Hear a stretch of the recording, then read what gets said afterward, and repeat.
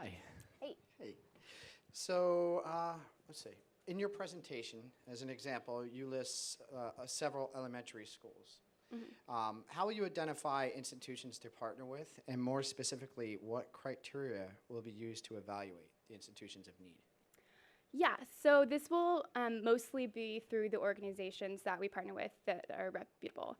So I mentioned Donors Choose and Kids in Need and Teach for America. So Donors Choose in particular is amazing because you can go online to their website and you can really see exactly an itemized list of everything that's going to the classroom. And you can also sort through it and see each classroom based on need and highest poverty.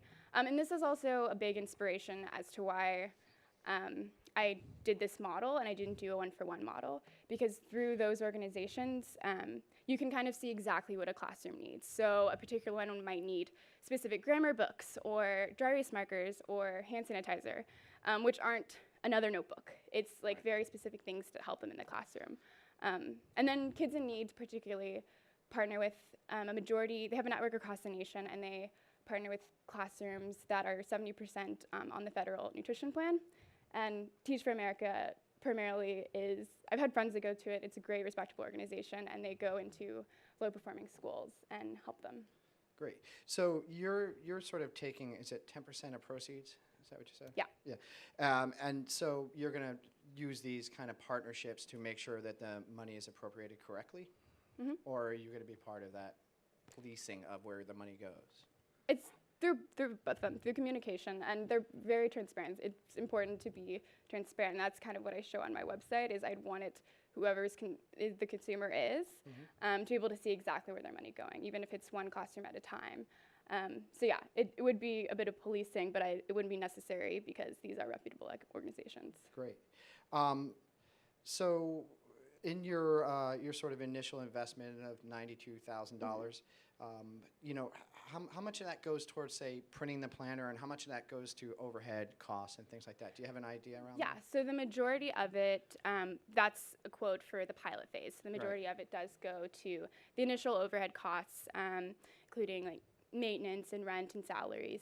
And then also factored in is a smaller percentage is the manufacturing of the actual product. And that includes packaging and shipping and that sort of thing. And do you plan on printing it in the United States or somewhere else? Yes, I've talked to several different manufacturers within the United States, and that is the plan, is to do it here. Okay, great.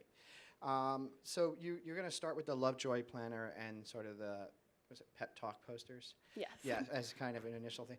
And you said that you plan on expanding, and you showed lots of kind of things in that. What do you plan on going with next? So I guess it would be through the insights of the audience. And I show a few different things and be really talking to them and seeing what they need. And that's kind of where the agenda came from. I was trying to figure out how to create value for them. And that's really important, is using those different values that I said, motivate, informing, and relaxing, and seeing how can I help them in their everyday life. So it could be an additional one for next year. It could be additional content for it, which would be on the website, or printable or downloadable or in the newsletter. And also, I show different examples of reframing traditional items and making them more exciting and encouraging for the audience. And so the planner looked like it has a lot of work. It has all those kind of illustrations in it. And I mean, you could obviously make one new for each year, which is great. Yeah. Do you plan on sort of reconsidering the content each year? Oh, definitely. The goal would be to be a new copy.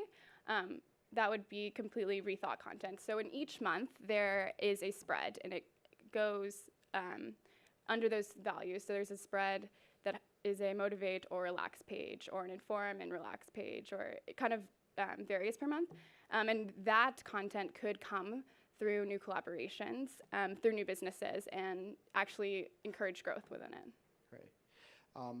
You stated that you're entering a very competitive market, basically, with well-established competition, right? Because the back-to-school thing, there's a lot of stuff happening there. You also state that you'll be focusing on growing the audience and sales primarily from the online store. Besides selling the posters and posting to Instagram, what are your other plans to drive traffic to the online store? Yeah, so aside from just online content and digital views, I would like to go in person and engage the audience. So this would be through campus pop-ups on college or university campuses. Most of them have student centers. And also, I kind of mentioned leveraging these huge networks of college women organizations, as well as high school service organizations. They normally revolve around some sort of philanthropy, and which really speaks that demographics that wants to really invest in their community. And also, not just online pop-ups and engaging with them, but like using things that big brands that they interact with, like CauseBox, or finding different distribution channels to get it in front of them. And showcasing at the National Stationery Show, which I went to last year and I'll be at this year, and different trade shows, definitely. And you mentioned blog content as part of the website. And what do you see that as? So not only just the storytelling element of it, of showing our impact, but providing just additional information, as well as more content from the agenda that falls under those values and creates that community. That's great. Thank you very much. Thank you.